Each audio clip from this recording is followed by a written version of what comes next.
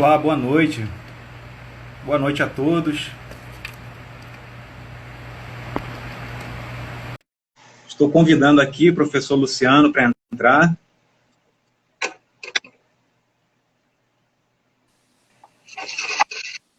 Luciano, está me ouvindo? Tô te escutando sim. Show de bola.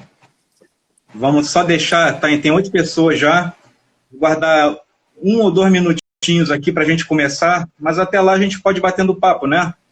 Sim, com certeza. Você é Entramos aí. carioca e eu sou capixaba, né? Dizem que o Sou capixaba não é carioca. muito simpático não, mas eu sou um capixaba atípico, eu acho. Porque eu gosto de bater uma prosa, um dedo de prosa. Não, eu sou simpático também. Eu sou. Pelo menos a gente tenta ser, né? Sempre. Sempre tento ser simpático. É a lei O da pessoal está vida, né? assinando aí, beleza, pessoal? O pessoal conhece, me conhece, a maior parte lá do trabalho que a gente faz, aqui eu faço com o colega Julisson, o ICMS Pará, né, um material de PDF que a gente elabora aí, de legislação tributária, tem um material também de direito tributário, e a gente tenta ajudar o pessoal que está nesse caminho aí do concurso da Cefa do Pará, que está prestes a sair. E o seu também está prestes a sair, ou já saiu, né? O seu já saiu aí, né? Já está com o edital? Aqui o edital já está publicado, né? As regras já estão definidas. E então, o pessoal, inclusive, um dos posts que eu fiz no meu perfil foi justamente sobre a importância de você estudar as regras do jogo, né? Porque senão você corre o risco de jogar mal ou perder o jogo, né? Certo. Então, o edital daqui já está publicado. Logicamente, com a publicação do edital surgem muitas dúvidas. Se já existiam dúvidas antes do edital, depois surgem mais algumas, né? Então, é importante o pessoal estar fazendo a leitura do edital e se programando, né, para a prova, que vai ser aí dia 29 de agosto. Está prevista, né? Certo. Importante é que o edital faz lei entre as partes, então a gente tem que se fixar exatamente, estritamente no que o edital diz. Né? A gente até estava batendo um papo antes, né, a respeito da diferença dos nossos editais aqui. Eu não sei se o que você me falou a respeito do edital daí, que não contém a parte do regulamento, não é isso? Sim. Se na vez passada, no seu concurso, também não continha, ou Olha, quando você fez, tinha. eu não cheguei a pesquisar essa informação, mas pelo que eu me lembro, pelo que eu me recordo, tinha sim.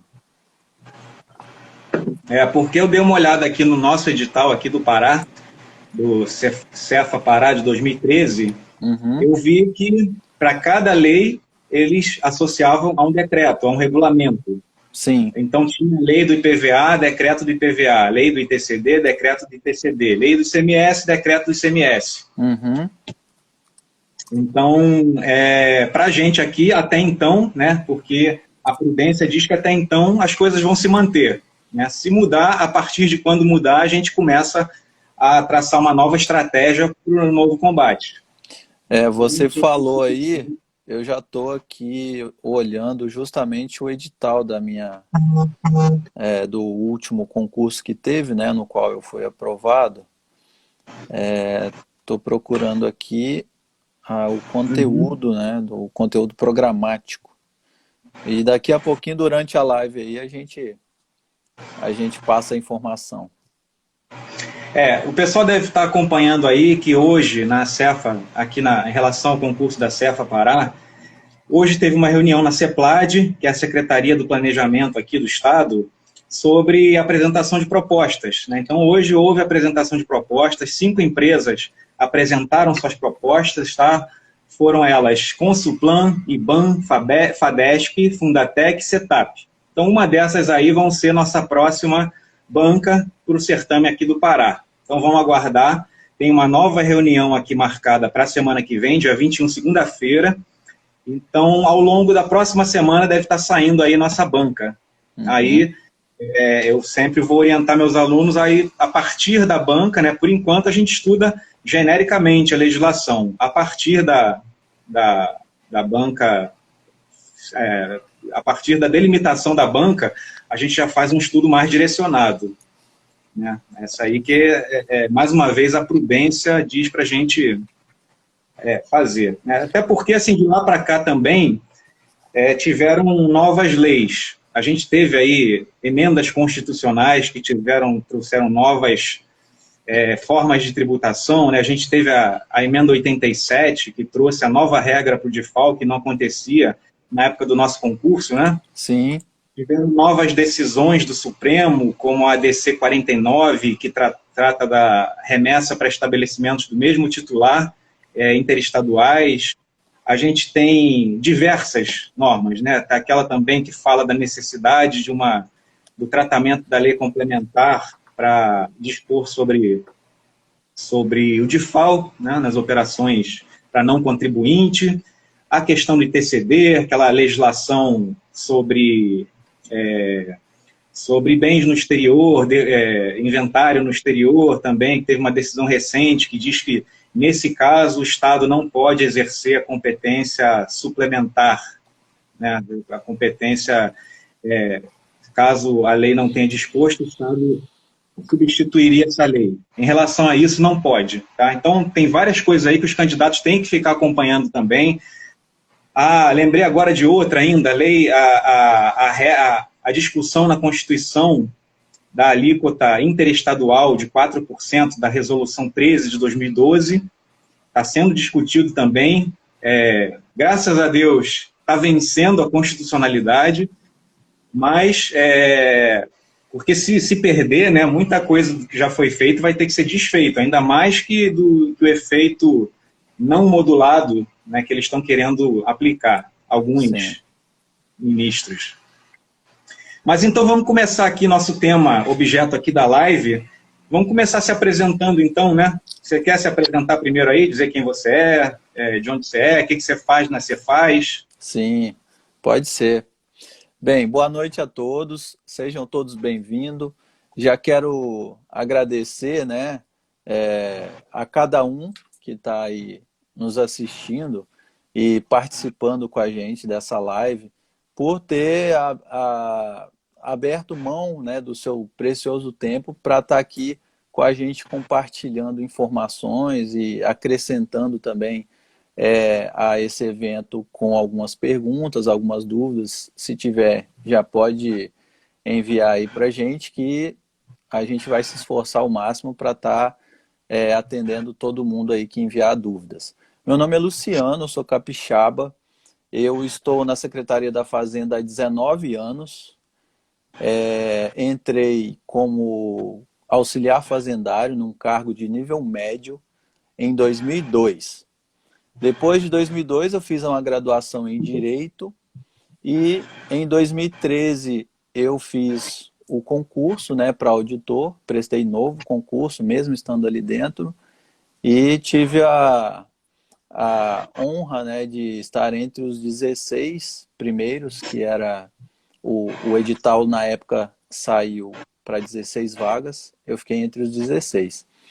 E desse período, né, nesses 19 anos, no cargo de nível médio, eu trabalhei muito na fiscalização, no auxílio à fiscalização de empresas, e trabalhei também muito tempo no setor de impressoras fiscais, porque o Espírito Santo é um estado onde o varejo é muito forte na economia, e aqui existe um trabalho muito forte no setor de impressoras fiscais para coibir a sonegação, né? Depois de auditor, eu trabalhei por 2 anos na fiscalização direta de empresas, e de 2015 para cá, eu trabalhei basicamente 4 anos como julgador de primeira instância, porque aqui no estado a decisão de primeira instância ela era monocrática até 2015, e de então teve um projeto de transformar ela de monocrática para colegiada, onde se formaram turmas de julgamento. Cada turma era composta por 3 auditores fiscais. Cada auditor fazia um relatório sobre um processo que lhe era atribuído e submetia o seu voto naquele processo aos outros 2 colegas que o acompanhavam ou não.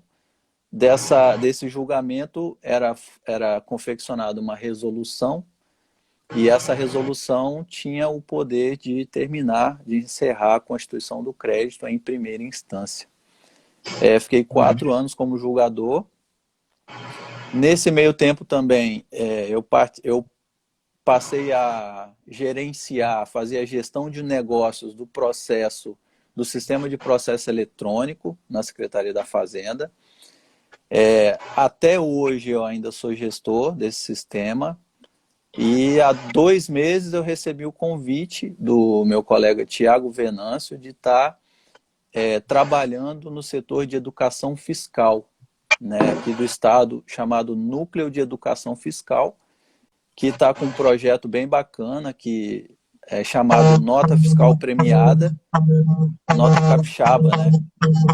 Nota Premiada, Capixaba. E vai ser implementado aqui no Estado esse projeto que ainda não existia, mas existe em muitos outros estados. E essa aí é a minha história. Eu espero que tenha sido breve e objetivo. Bom, quanto a mim, né, meu nome é Rafael, todos aqui já sabem, né, pelo próprio sobrenome aí, Camera, né, que segue aí no professor. Eu sou carioca do Rio de Janeiro, sempre trabalhei lá no Tribunal de Justiça do Estado do Rio de Janeiro, me formei na UFRJ em Direito, trabalhei sempre nessa área do Direito, em várias empresariais, e tive a felicidade de ser aprovado aqui em 2013, no Estado do Pará, né, fui convocado também em 2015 para o ISS Belo Horizonte, acabei preferindo continuar aqui no Pará, e gosto muito aqui, gosto muito do Estado, gosto do que eu faço aqui, me sinto realizado aqui com o meu trabalho, e a gente tenta vestir a camisa aqui sempre, né? Eu sempre tentando defender aqui o Estado, defender os interesses aqui do Estado. Sempre trabalhei com fiscalização. Primeiro, quando eu entrei na Regional de Marabá, e hoje eu estou aqui na Regional de Belém. A gente pega aqui as empresas de pequeno e médio porte, né? Sendo que as de grande porte são especializadas num setor chamado CEAT, grandes contribuintes. Tem alguns setores que são especializados. E a gente faz relatórios, aprova ou não certos pedidos, manutenção de crédito, né? Até é interessante que o pessoal se interessou. O tema, geralmente, que o pessoal mais se interessa é esse mesmo, né? Substituição tributária e crédito tributário. E é bom a gente ter essa oportunidade aqui de bater um papo sobre isso, esclarecer essas diferenças entre as legislações. E deixa eu ver se falta mais alguma coisa. Eu torço para o Flamengo, né? Não torço para nenhum outro time. Eu sou flamenguista também, viu? E fico feliz assim, de poder ajudar, transmitir conhecimento assim, dentro do possível, dentro do que a gente tem assim, de vivência, né? Eu estou tentando, né, trabalhar como suplente no TARF, no Tribunal Administrativo aqui de segunda instância. Algumas questões administrativas assim estão pendentes e espero que a gente possa, mas não para ser transferido para lá, para acumular função, né? Eu acho que sobre mim é isso. Formei no Rio, dou aula, né? Já dei aula no curso livre, faço parte aí do projeto com o Júlison e André e Antônio e o Macau do projeto CMS Pará, de PDF. Dou aula para 2 turminhas particulares aqui online. E minha experiência é essa. Já dei aula em pós-graduação também, de ICMS, né, em outros estados, e a gente está sempre tendo contato com essas diferenças aí entre as legislações. E assim, eu te chamei, Luciano, em princípio, né, procurei um colega lá que que tivesse um gabarito suficiente para a gente fazer um trabalho de qualidade, para poder ajudar mais esse pessoal, porque muitas vezes o pessoal está estudando para vários concursos ao mesmo tempo e fica meio que perdido. Então, qual que era a ideia? O que eu propus ao pessoal? O que eu propus para o Luciano? Vocês aí que estão estudando ao mesmo tempo para o Pará e para o Espírito Santo, a gente está querendo abrir uma turmazinha ao vivo, aula ao vivo, nós dois juntos, fazendo exercício, esclarecendo cada um com a sua respectiva legislação. Aí vocês podem fazer suas anotações e estudar para os dois concursos ao mesmo tempo nessa matéria da legislação tributária, que é a matéria que traz as maiores diferenças entre os concursos de fisco, né? Então essa que é a ideia aqui, a gente está fazendo essa live aqui para transmitir essa informação da substituição do crédito, transmitir essas informações sobre o concurso, transmitir essa possibilidade nossa aqui de fazer essa turma aí, ajudar vocês estão querendo fazer vários. E vamos lá então, vamos começar aqui nosso trabalho. A gente se propôs, eu fiz uma enquete de 4 possíveis temas, são os temas que mais são desejados pelos alunos para se falar, né, que foi crédito tributário, substituição tributária, obrigações acessórias, incidência e não incidência. Então, em primeiro lugar ficou substituição tributária, em segundo lugar ficou crédito tributário, terceiro lugar incidência e não incidência e quarto obrigações acessórias. Mas aí, como o nosso tempo aqui é limitado, vamos tentar, se vocês tiverem dúvidas também, a gente puder responder ao vivo aqui, a gente tem o maior prazer aqui em ajudar, mas a gente vai tentar se limitar aqui a esse tema que a gente se propôs, né, que é substituição e crédito, né, trazer algumas... Ô, Rafael, desculpa te interromper, mas, assim, quero deixar claro também para o pessoal que, às vezes, passou aí o dia estudando, está meio saturado, quer fazer alguma pergunta sobre o concurso, seja uma pergunta técnica ou sobre o concurso, sobre alguma dúvida pessoal também. Às vezes a pessoa mora num outro estado, quer saber alguma coisa aqui do Espírito Santo ou do Pará, pode ficar à vontade para estar perguntando. E aproveitar que eu já estou falando, né, que você falou aí de diferença, já olhei aqui no concurso de 2013, constava sim no edital o regulamento do ICMS, né? É uma observação importante que neste edital de 2021 não consta nem o regulamento do ICMS, nem o do IPVA e nem o do ITCD. Constam apenas as leis. Então Quer dizer, isso enxuga bastante a matéria. Enxuga bem, porque a lei 7.000, né, no caso do ICMS, ela se torna mais objetiva, né? O regulamento traria algumas regras que poderiam complicar bastante o estudo do candidato, né? Fazendo com que ele se esforçasse ainda mais a gravar determinados detalhes. Então, essa é uma boa notícia aí para quem ainda não leu o edital ou quem ainda não tinha essa informação, não tinha percebido isso, né? Mas certo. Aí vamos seguir. Quanto ao estado do Pará, a gente não tem ainda um edital publicado. Então, até onde a gente sabe de informação aqui, através do edital de 2013, todas as leis vêm acompanhadas no edital com os respectivos decretos que regulamentam as matérias. Então, tem a Lei 5530, que institui o ICMS, em conjunto tem o Decreto 4676, que regulamenta o ICMS, tem os decretos e leis respectivas de TCD e IPVA. Então, quanto a nós aqui, a gente ainda tem que ficar ligado. Agora tem aquela nossa taxa hídrica aqui, né, que foi declarada inconstitucional. Então, isso aí vocês podem riscar do edital aí, porque não tem mais essa lei. Foi extirpada aqui do nosso regulamento, do nosso ordenamento jurídico, tanto a do Pará quanto a do Rio de Janeiro, né? Então, é menos matéria aí para a gente ver. E a taxa minerária, como alguns devem saber, está em questionamento lá no Supremo, e a gente aguarda também novas informações aí. Até então, deixa o estudo no pause aí até saber essa resolução, porque pode ser que o estudo todo vá por água abaixo se vocês perderem tempo agora com isso. Então, tá. Então, no tocante à substituição tributária, como é que funciona aí mais ou menos no Espírito Santo?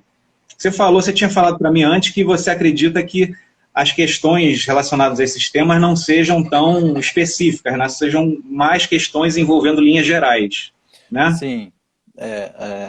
O que eu acredito que o edital a prova vai seguir, a FGV vai seguir mais as linhas gerais nas questões, né?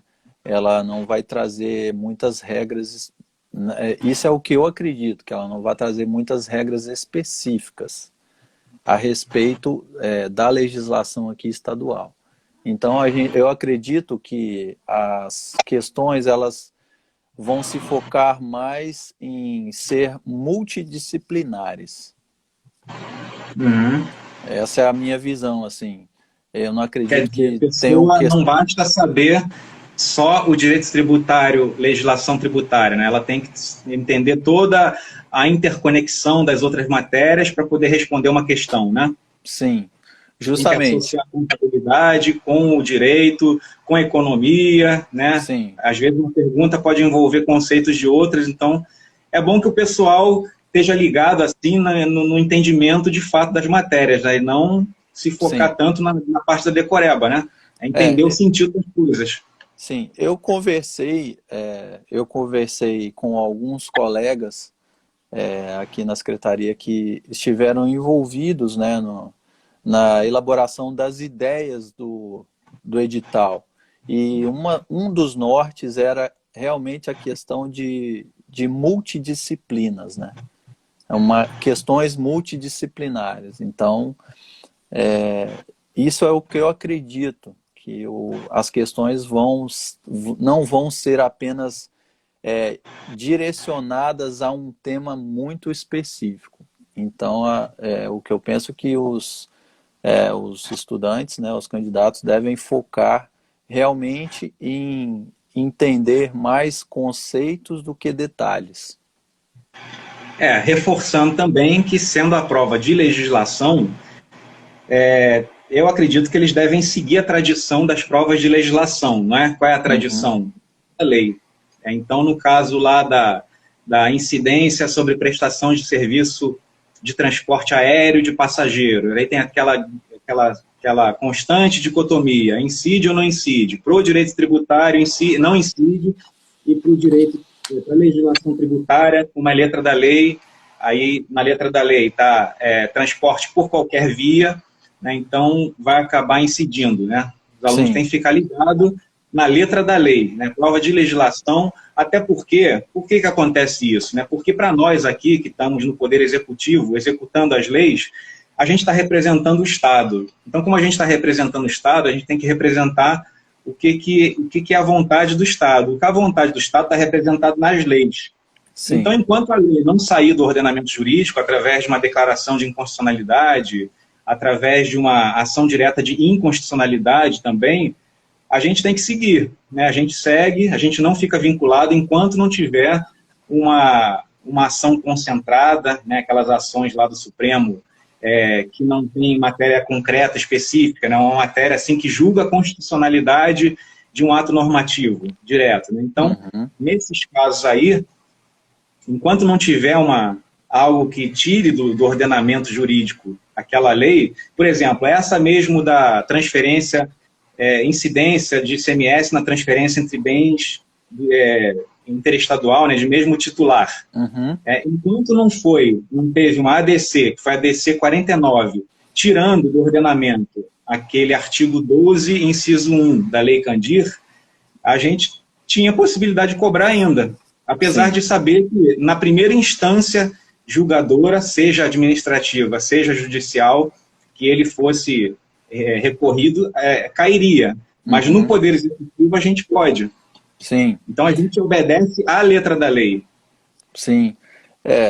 Aqui no estado, a transferência de mercadoria entre estabelecimentos do mesmo titular, né, não é cobrado imposto aqui no Espírito Santo. Está lá na Lei 7.000.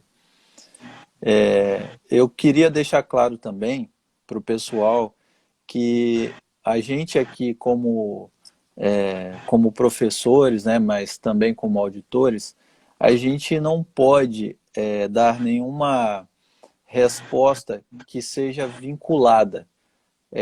Por exemplo, uma pessoa, né, uma pessoa aqui fez uma pergunta a respeito de restituição de crédito tributário de PIS e COFINS, que ela faz a auditoria para algumas empresas e tal.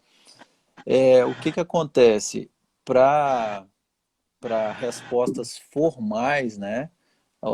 Tem que acessar o site da Secretaria da Fazenda do Espírito Santo e lá tem o campo do Fale Conosco. A resposta você vai ter por lá, né, formal, o que vai te dar a segurança jurídica, né, para estar fazendo aí os seus pedidos. Então, a gente pode tirar dúvida aqui a respeito das matérias relativas a concurso, né, das questões relacionadas à prova, né, não ao nosso trabalho em si, porque a gente não pode falar de forma oficial pela instituição na qual a gente trabalha. Até porque eu, Rafael e nosso colega Luciano, a gente não está falando em nome da Secretaria da Fazenda, né? A gente está falando em nome próprio como professores, né? Orientando alunos que querem se tornar membros desse órgão, assim como nós. Então, reforçando o que ele falou, aqui no estado do Pará também, a gente tem um canal que a gente pode ajudar, esclarecer algumas dúvidas. No caso do Pará aqui, essas respostas não são vinculantes. Para você ter alguma vinculação, você tem que formalizar aquele processo que está lá na nossa lei do procedimento administrativo tributário, lei 6182, que fala sobre o processo de consulta, né? Então, atendidos as formalidades lá da consulta, você entra com o processo, ele é recebido como consulta e causa a vinculação, pelo menos entre as partes, né? Entre o consulente e o Estado. Então, fora isso, a gente aqui não tem essa autorização. Infelizmente, a gente não pode dar essas orientações a título de consultoria, né? Então, é isso. Sobre a substituição tributária, Luciano, como é que funciona aí a substituição tributária? Vocês têm, assim como aqui no Pará, 4 formas de você calcular aquela base de cálculo presumido, que a gente tem, como sabe aqui, as 3 formas de substituição, né? A gente tem a substituição para frente, para trás, concomitante, e a mais complicada delas, a que traz maiores artigos e conceitos envolvidos, é a substituição para frente, né? É bom assim, até a gente trazer uma técnica mnemônica aqui, substituição, aqui, olha minha mão, substituição para frente. Então, ó, ele está substituindo todo mundo que está aqui na frente, substituição para trás. Está substituindo todo mundo que está aqui para trás. E concomitante, ao mesmo tempo aqui. É uma circulação em conjunto com uma prestação. Tá? Então, são essas 3 formas que a gente tem, né, de substituição. Inclusive, uma forma que eu recomendo assim, para quem está estudando substituição tributária, para estar entendendo melhor, é justamente você ligar a palavra, né, substituição tributária, o que vem depois dela, você ligar a quando acontece o pagamento, né? Substituição tributária para frente, o pagamento é inverso, é sempre antes. Então, essa é uma forma que eu desenvolvi assim, porque tem certos macetes quando você está estudando que te facilitam absorver o conhecimento. Por exemplo, quem não vai se recordar do LIMP, né? Dos princípios de direito administrativo. Então, você... tem também aquele Moderecocopá também, em relação ao artigo da suspensão do crédito tributário, direito tributário. Exatamente. Então, a substituição tributária para frente, o pagamento é inverso, é antes. Quando você escuta substituição tributária para trás, se embolar a sua cabeça, você pensa o contrário. O pagamento é sempre o contrário da palavra que vem depois da expressão substituição tributária do Instituto. Então, substituição tributária para frente, o pagamento é antes. Se o pagamento é antes, quem pagou antes é o substituto, né? E o para frente serão sempre substituídos. E substituição tributária para trás é sempre o pagamento lá na frente. Desculpa aí que eu embolei aqui um pouco. Então vocês têm 2 técnicas aí mnemônicas já para aprender aí sobre a substituição tributária para frente e para trás. E quanto a concomitante? Concomitante é aquela que, como o próprio nome diz, acontece em concomitância, ao mesmo tempo. Então, quando que ela acontece? Aqui no estado do Pará a gente tem uma hipótese.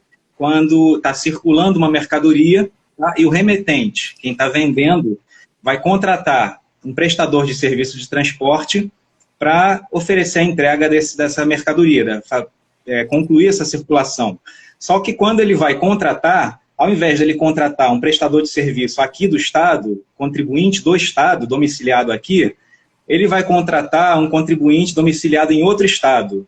Ou então, ele contrata um chamado transportador autônomo. Então, nesses dois casos, ele acaba tendo a responsabilidade pelo recolhimento desse tributo, dessa prestação, além do tributo da operação, da circulação. Então, ele vai recolher o ICMS próprio a título de operação, né, a circulação da mercadoria, e vai recolher como substituto o ICMS desses prestadores de serviços de transporte, que é o transportador autônomo e o prestador de serviço domiciliado em outro estado. Então, é assim que funciona aqui no estado do Pará a substituição concomitante.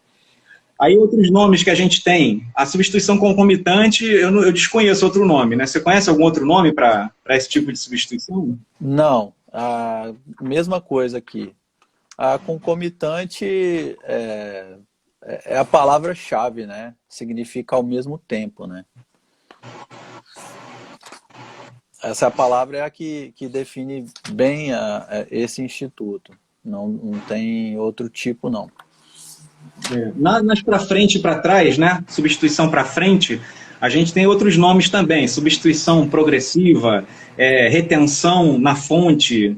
Você tem substituição para frente, substituição para operações subsequentes, vários nomes, né? Que significam a mesma coisa.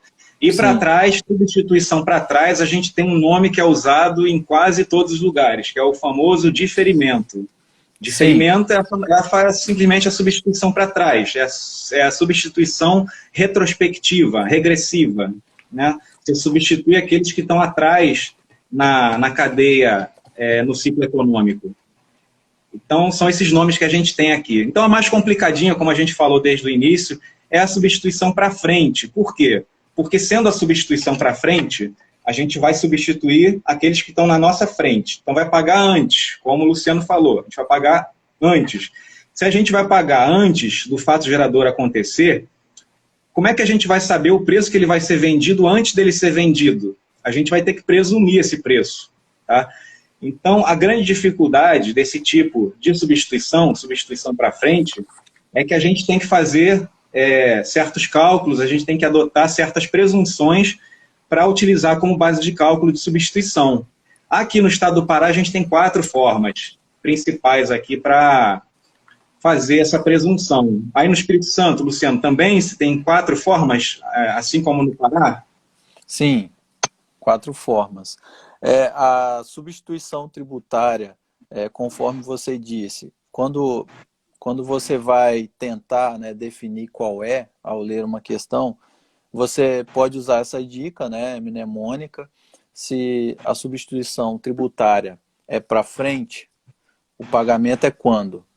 O pagamento é antes, ou seja, é o contrário, né? O pagamento é antes.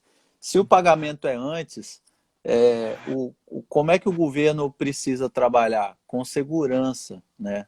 Para ele ter uma previsibilidade do que vai ser arrecadado.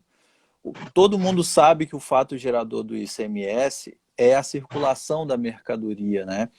Então, o governo pensou, como é que eu vou arrecadar, saber o que eu vou arrecadar de ICMS, se o pagamento do imposto vai ser antecipado, né? O primeiro vai substituir os demais, né? E a cada etapa, um vai substituindo o outro.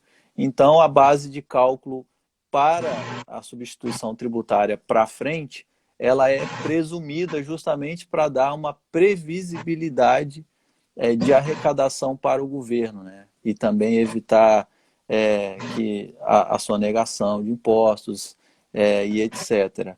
Essa base de cálculo ela é presumida.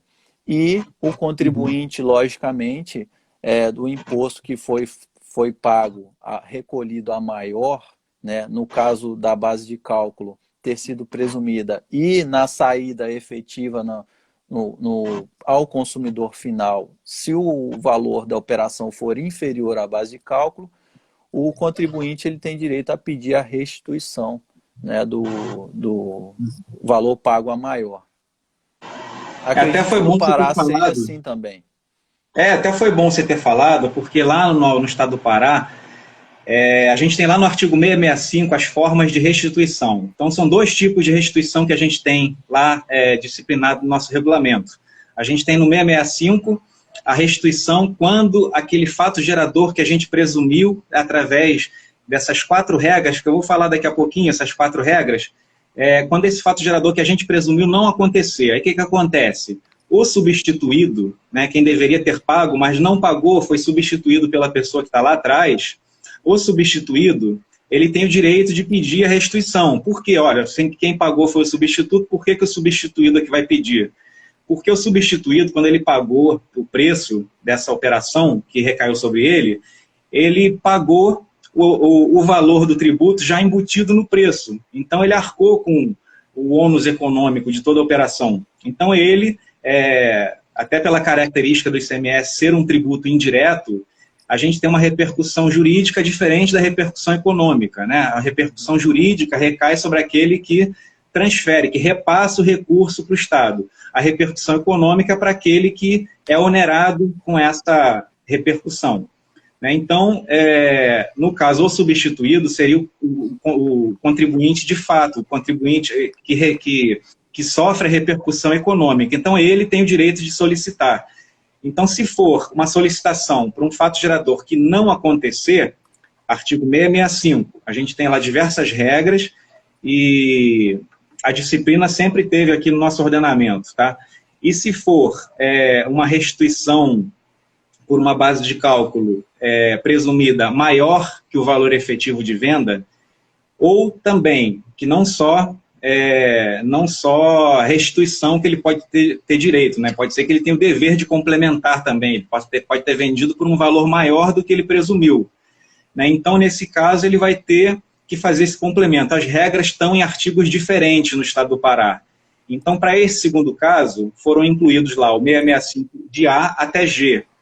E para o primeiro caso é o 665. Então, quem tiver curiosidade aí de saber como é que funciona essa regra aqui no estado do Pará, dá uma olhadinha lá no regulamento do ICMS, nesses artigos que eu estou falando, 665 e 665A, de A a G. Tá? Então, quais são as 4 formas? Você quer falar as 4 formas aqui ou posso começar falando aqui no Pará? As 4 formas de...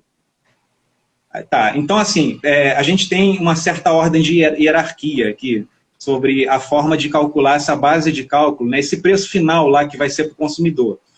Você vai pagar o imposto sobre todo mundo que está na cadeia na sua frente, tá? Por isso que é substituição para frente, tá? Então aqui, lá no início, você vai presumir o preço que vai acontecer aqui no final, que é o preço ao consumidor. Então, quais são as 4 formas que você tem aqui no Estado para você poder presumir? Em primeiro lugar, acima de todas elas, você tem o preço único máximo sugerido por órgão competente a consumidor final. Então, se o órgão competente, que tem a competência para dispor sobre os preços, estabelece um preço único, preço máximo, é o famoso tabelamento de preços, né? Até aconteceu recentemente na Argentina. Houve um tabelamento de preços lá, aí os liberais criticaram um pouco essa medida, mas houve essa determinação lá. Se fosse determinação aqui, essa seria a base de cálculo da nossa presunção da substituição tributária. Não havendo esse preço único ou máximo, em segundo lugar fica o quê? Preço sugerido pelo fabricante ou importador. Então, se houver uma sugestão sobre esses que iniciam a cadeia, né, esses que geralmente são os substitutos, né, quem que geralmente são os substitutos? Industrial ou importador, via de regra. Então, segundo grau na hierarquia aqui de utilização como preço presumido lá da frente. Terceiro, é uma novidade aqui no estado do Pará, né, veio a partir de, se eu não me engano, 2018 ou 2017, através de uma inserção aqui de uma lei nova. PMPF, que é o preço médio ponderado ao consumidor final. Então, se tiver uma determinação de um PMPF, preço médio, ele vai ser utilizado como base de cálculo.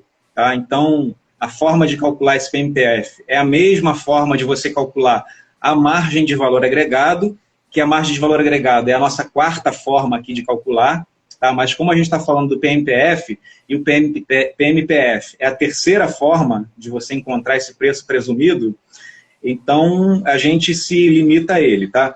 O PMPF, então, é uma lista de preços que a gente tem na forma do artigo 39 do regulamento, que dispõe sobre como você pode encontrar esse PMPF, tá? Então, essa é a terceira forma. E por último, que por curiosidade, a forma que mais cai nos concursos, né, que tem mais detalhes para serem explorados, é a utilização da margem de valor agregado. Quando você utiliza a margem de valor agregado, você tem que ter um valor básico ao qual você vai aplicar essa margem. Então, para você achar esse valor básico, você vai ter que somar diversos componentes lá na produção, na remessa, várias despesas que são utilizadas aí e cobradas lá ao destinatário. Então, você vai fazer esse somatório do preço de venda, do preço do custo do produto, do frete, do seguro, e todas as despesas de impostos ou contribuições que tiverem lá, vai aplicar a margem de valor agregado. Quando você aplica a margem de valor agregado, a gente já computa nessa margem como se o ICMS tivesse incluído ali, então você não precisa fazer aquela inclusão do ICMS na base de cálculo, como a gente faz sempre quando a gente vai promover uma importação de mercadoria, tá? São outras regras. A gente está falando aqui tentando, que a gente não tem como falar sem mencionar outros temas, né? Então, mas o pessoal que já está estudando há um tempo aí está entendendo a gente, né? Então, na importação, a gente inclui o ICMS na própria base de cálculo. Na substituição, quando você calcula a margem de valor agregado, a margem já contém o ICMS. Então, essa é a quarta forma. Então, a gente pode ter preço único ou máximo, preço sugerido, PMPF ou MVA. São as 4 formas de você presumir. Tem alguma diferença aí em relação ao Espírito Santo? É semelhante? Aqui no Espírito Santo é semelhante. A base de cálculo para fins de substituição tributária está lá no artigo 16 da Lei 7.000. Lembrando, né, professor, que o regulamento do ICMS do Estado do Espírito Santo, que é o decreto 4.373-N de 2002, ele não... Desculpa, 4.373 é o anterior. É o decreto 1090-R de 2002, que é o atual. Ele não vai cair na prova, né? Não está no edital, não consta no edital. Mas a substituição tributária em relação à base de cálculo, ela está definida no artigo 16 da Lei 7.000, né, de 2001, que é a lei que consta no edital, a lei do ICMS do Estado. É o que importa para os candidatos. Isso. Ela é o seguinte, a base de cálculo, em relação às operações e prestações antecedentes ou concomitantes, o valor da operação ou prestação praticado pelo contribuinte substituído, ou seja, o valor da operação. Em relação às operações ou prestações subsequentes, né, que é a substituição tributária para frente, ela é obtida pelo valor, ou seja, recapitulando, né, vamos lá, o inciso 1 ele fala da substituição tributária para trás, que é justamente o diferimento. E aí o diferimento, a base de cálculo é sempre o valor da operação, né? Assim, em cada etapa. Dessa forma, é o valor real da operação, né? Esse é o inciso 1 do artigo 16.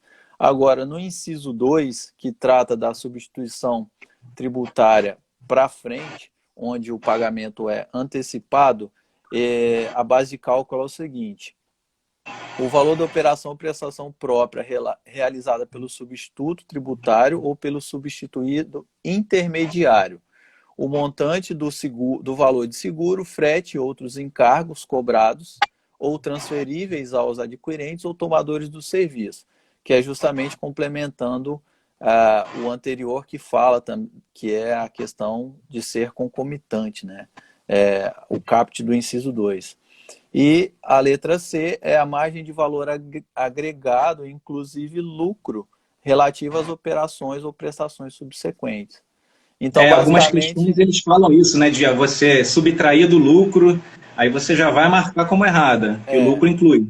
Exatamente, aqui o lucro, ele está incluído sim na base de cálculo. Tá incluído. Beleza. A gente Beleza? está a gente tá aqui no finalzinho aqui, a gente precisa falar alguma coisa de crédito, né? A gente se comprometeu. É, inclusive, se não der tempo, né, a gente pode tá vendo aí um outro dia, se for possível, para a gente falar sobre esse tema. Aproveitar para o pessoal, se quiser tirar alguma dúvida, pode mandar aí para a gente, tá, gente? As perguntas. A gente gosta de falar, então a gente disparou falar aqui e quem quiser mandar alguma dúvida aí, alguma pergunta, pode mandar para a gente.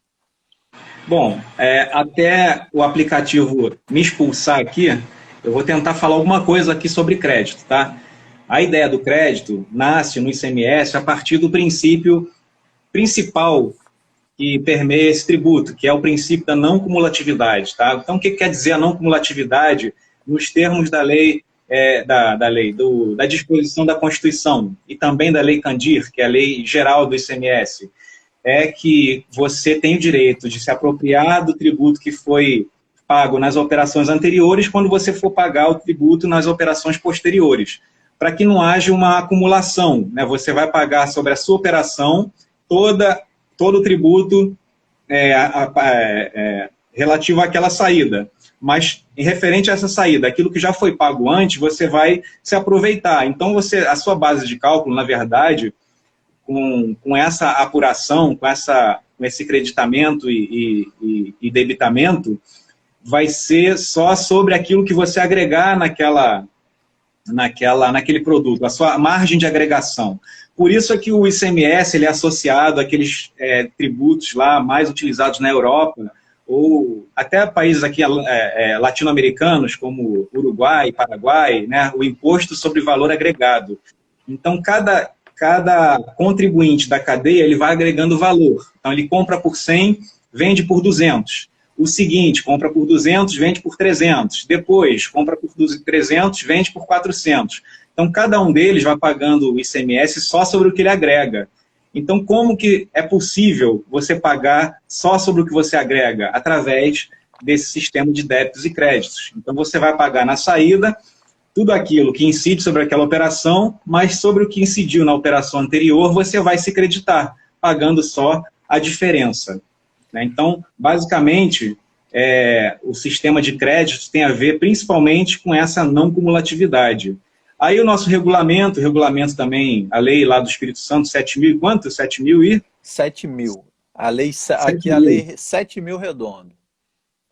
Então, como diz a lei 7.000 também, traz inúmeras formas lá de você apropriar o crédito. Você tem regras específicas para apropriação de créditos relacionados à energia elétrica, Sim. Regras específicas para apropriação de créditos relacionados à comunicação, regras específicas para apropriação de créditos relacionados a bens do ativo imobilizado, vai ter o direito ao crédito sobre bens de uso-consumo a partir de certa data, que hoje é 1º de janeiro de 2033, tá? Que vem sendo sempre postergado, e pode ser até que em 2033 não seja mais objeto aqui, que a gente pode ter uma reforma tributária, né?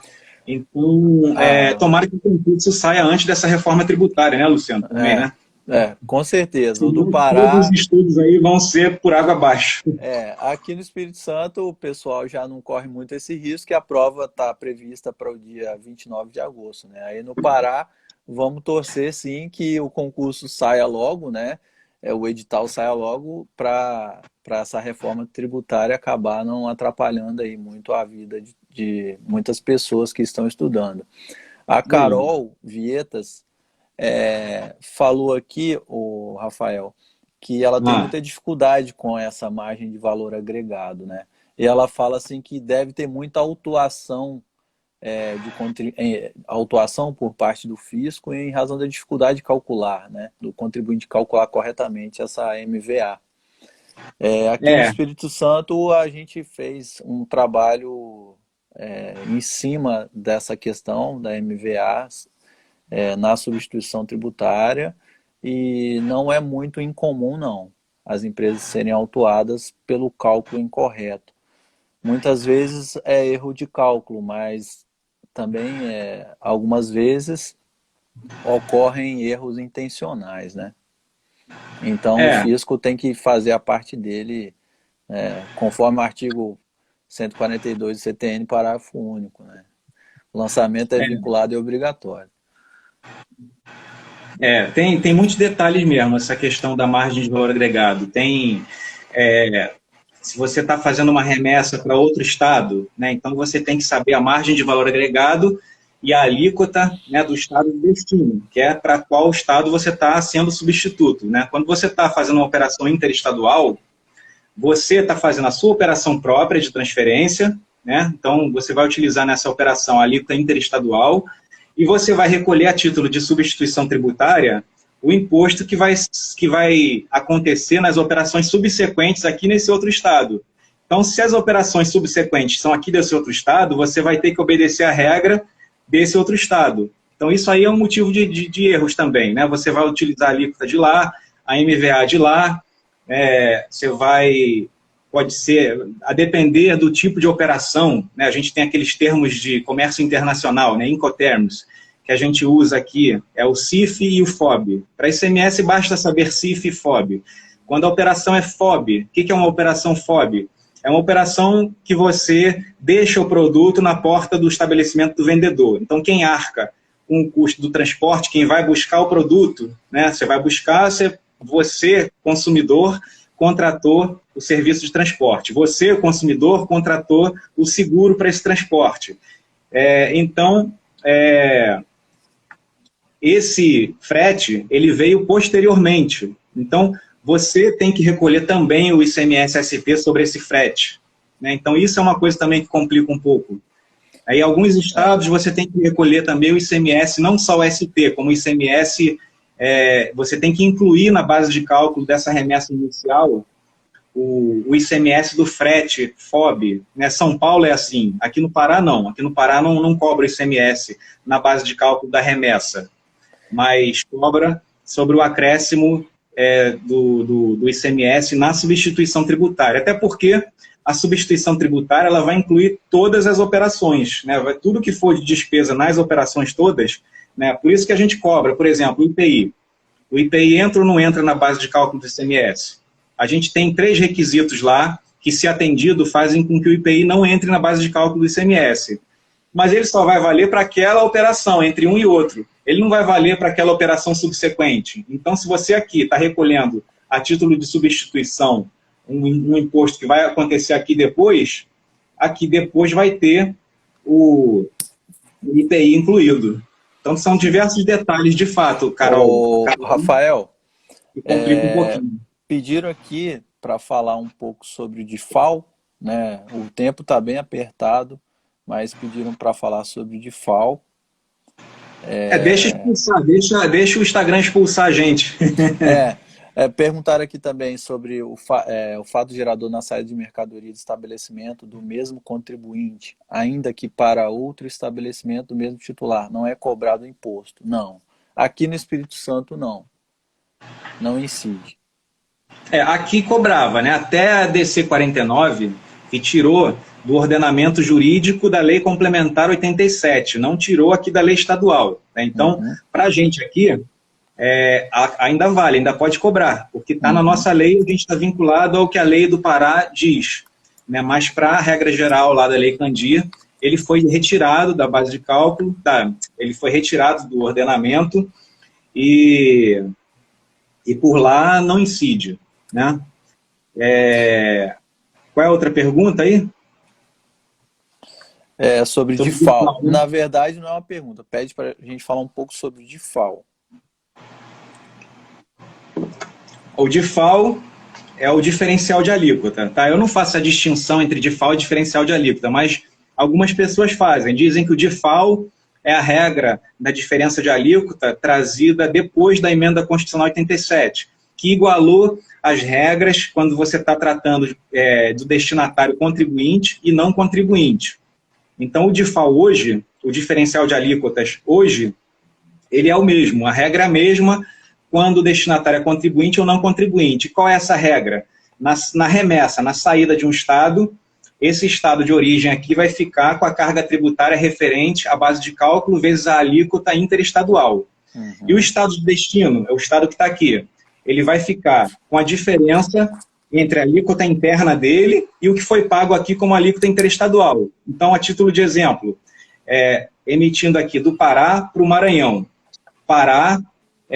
Do Pará para o Maranhão, a alíquota interestadual, regra geral, né, não sendo aqueles bens importados, que a alíquota interestadual é 4%, né, então aqui vai ser 12%. Então, 12%, a alíquota interna do Maranhão, eu não sei de cabeça, não tenho certeza, mas vou chutar 18%. Então, 12%, que saiu interestadual, 18% menos os 12%, sobra 6%. Então, 6% aqui vai ser o diferencial. Para quê? Para que a carga tributária aqui, dessa remessa, se iguale à carga tributária interna aqui. Porque se não tiver o default, o que vai acontecer? Quem está remetendo aqui está pagando, quem está comprando aqui de outro estado está pagando só 12%. Você quer criar um benefício de comprar mais barato de outro estado em detrimento do seu próprio estado? Não, né? Então você tem que completar essa alíquota interestadual aqui de 12 até chegar ao valor da alíquota interna aqui desse estado, 18, né? 12 mais 6, 18. Chegou aqui, né? Então agora estão equiparados as compras interestaduais e as compras internas. Então o default é isso, é essa diferença de 6% aqui aplicado sobre essa base de cálculo que vai dividir a carga tributária aqui, ficando essa parte aqui de 6% para o estado de destino, Maranhão, e os 12% para o estado de origem, que é o Pará, nesse exemplo. Então, qual é a diferença que aconteceu na emenda 87? É que quando você remetia para contribuinte, era uma regra, essa que eu falei, 12 e 6. Quando você remetia para não contribuinte, 17%, que é a alíquota interna do Pará, ficava aqui para o estado de origem. A não ser que, claro, né, fosse operações com lubrificantes e combustíveis líquidos e gasosos e energia elétrica, que é aquela regra diferente, tá? É uma regra específica aí que cabe uma live para isso. Mas, via de regra, é isso. Você reparte a arrecadação entre o estado de origem e o estado de destino. O default é isso. É uma forma de você permitir que essa cobrança seja dividida nessa tributação, essa carga tributária seja dividida entre os dois estados, de origem e de destino. Acho que é basicamente isso de FAO. Aí existem polêmicas aí a respeito da base de cálculo que você vai utilizar para calcular o DIFAL, se é a base de cálculo do Convênio 93, e eu digo polêmica em relação aqui ao Estado do Pará, não sei se tem polêmica lá no Espírito Santo, mas no Estado do Pará tem uma polêmica entre a base de cálculo do Convênio 93, que fala que é a base de cálculo da operação de origem, ou se é a base de cálculo trazida pela Lei 8.315, que institucionalizou aqui as regras do DIFAL dentro do Estado, que traz uma base de cálculo um pouquinho diferente. Até prefiro não entrar nesse mérito, a depender do que vai ter no edital, né? Se o edital disser expressamente que essa Lei 8.315 está incluído, aí vale a pena dar uma olhadinha nessa base de cálculo. Show de bola, Rafael. Alguém tem mais alguma pergunta? Fiquem à vontade aí, pessoal. Sobre o concurso. Fábio, está falando uma coisa, de acordo com a cobrança, numa incidida.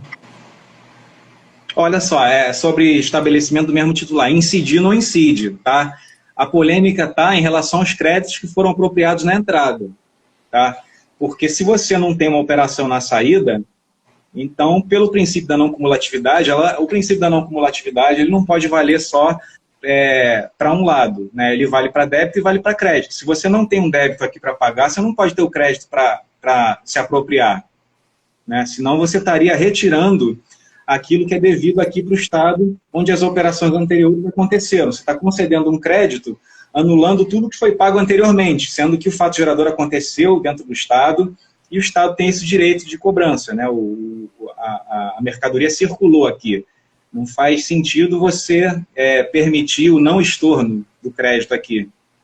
Então, essa que é a polêmica que está tendo.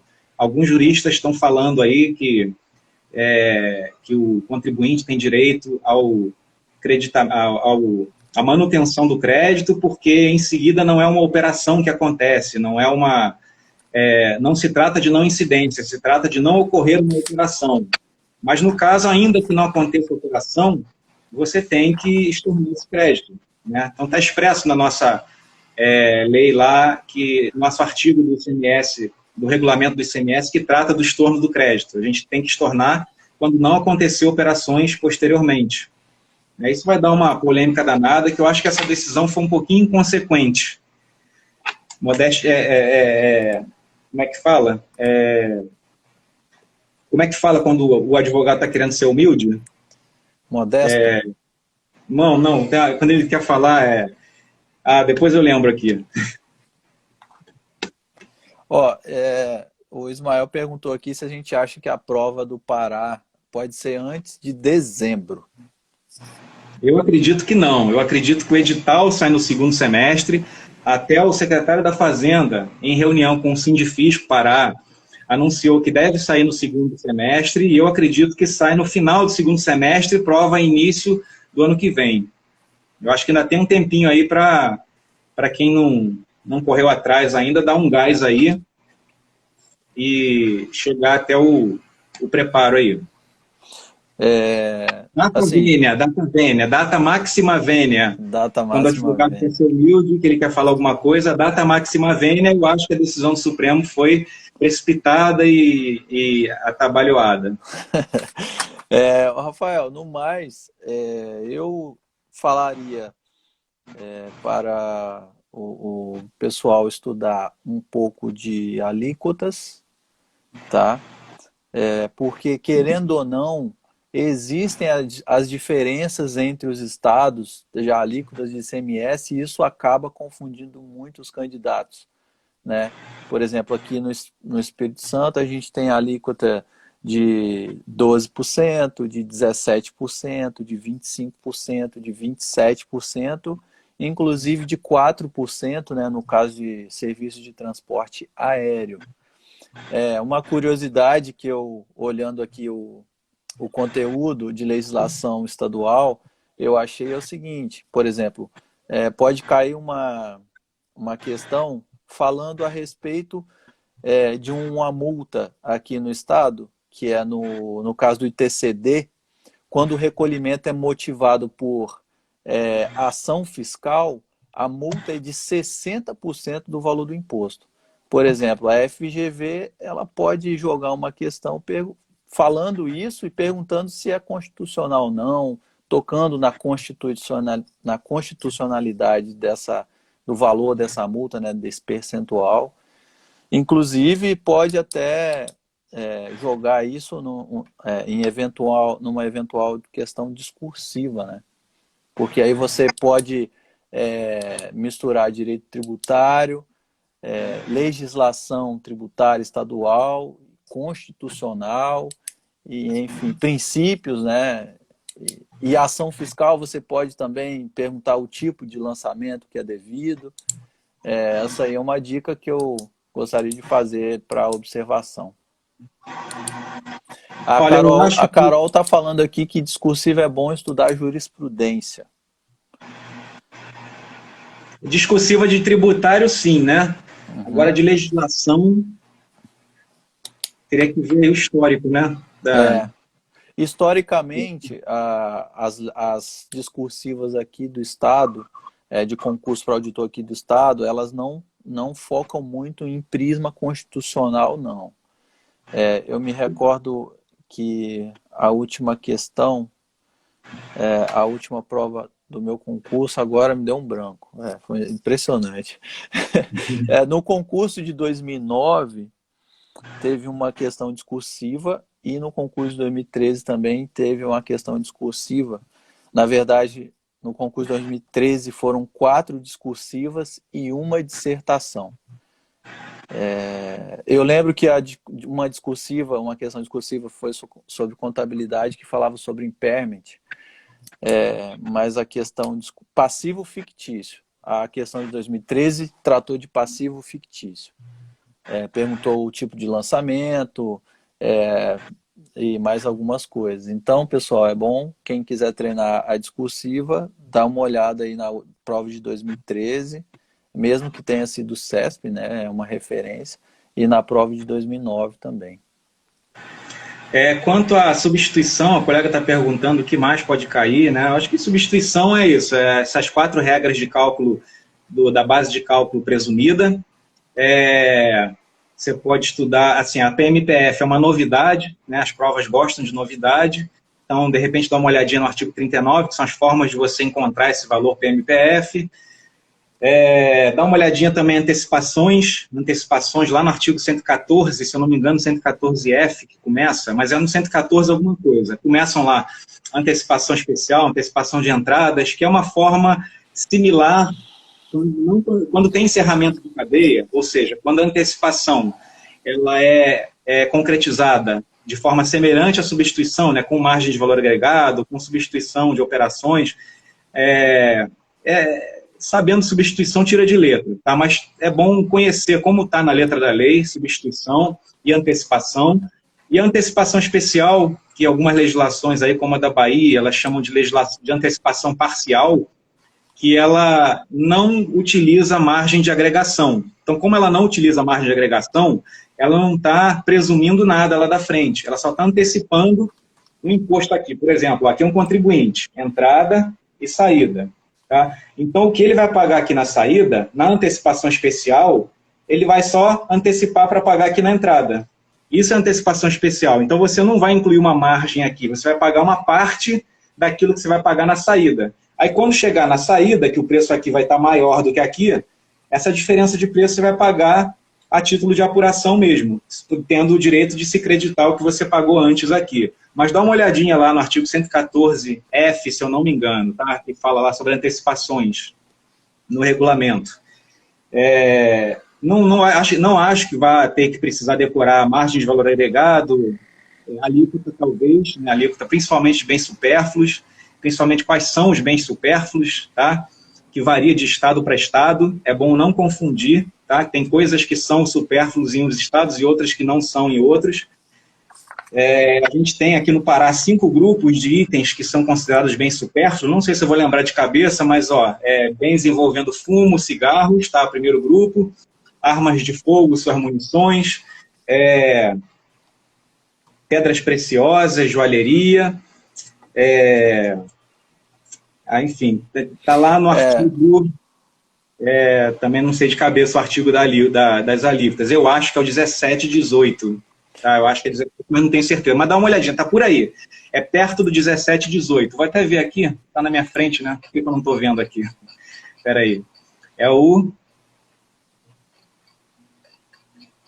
19, não, o 20, é o 20 aqui, os bens supérfluos estão no 20, parágrafo 2º, artigo 20, parágrafo 2º. Então, são os bens que se sofrem incidência nas operações internas da alíquota de 30%. Você falou tem que saber mais ou menos. Você falou em 20 aí, Rafael. Eu lembrei... artigo 20, sim. Você falou de artigo 20. O artigo 20 da Lei 7.000, aqui, ele trata do fundo social do combate à pobreza. Coisa que não tem no Pará. Artigo 20, cadê? 20A. Como é que chama aí? FCOP, é o quê? Como é que chama aí? A sigla? Peraí, 20A... Ó, o artigo 20A aqui da Lei 7.000, ele fala que as alíquotas do inciso 4, letras a linha D e E do artigo 20, serão adicionados 2 pontos percentuais cuja arrecadação será inteiramente vinculada ao Fundo Estadual de Combate à Pobreza e às Desigualdades Sociais. Agora fala o seguinte, o adicional de alíquota de que trata o caput não incidirá nas operações com cigarros enquadrados nas classes 1, 2 e 3 pela legislação federal do IPI. A Carol está falando que no Rio é FCP.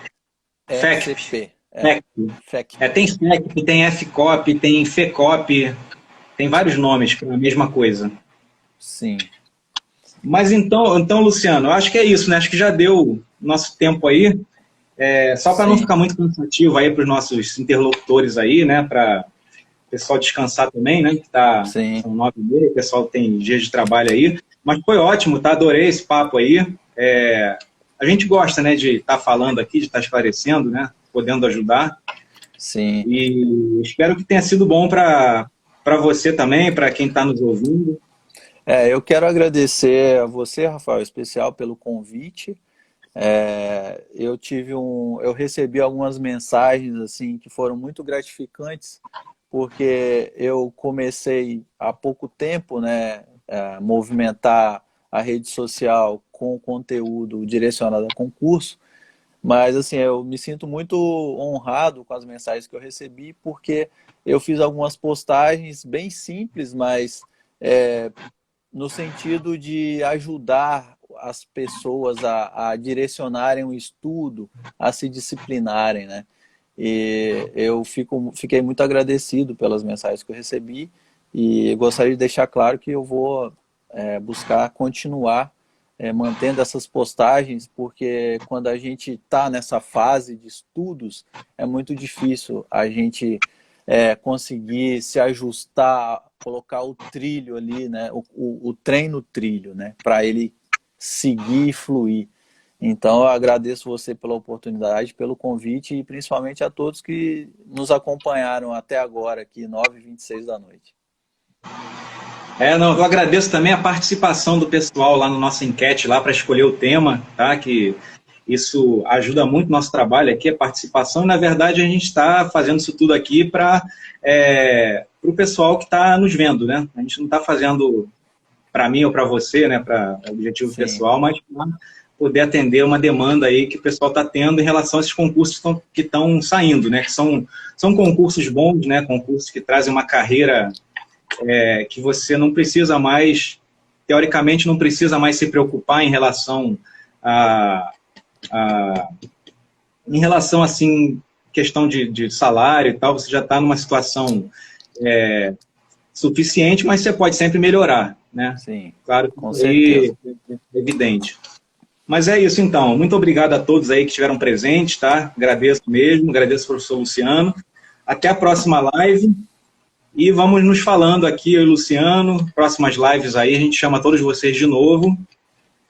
E uma ótima noite aí para todos. Uma ótima noite a todos e um bom descanso também. E uma excelente semana, né? Hoje é segunda-feira. Um Valeu, abraço, gente. pessoal. Um abraço, gente. Até mais.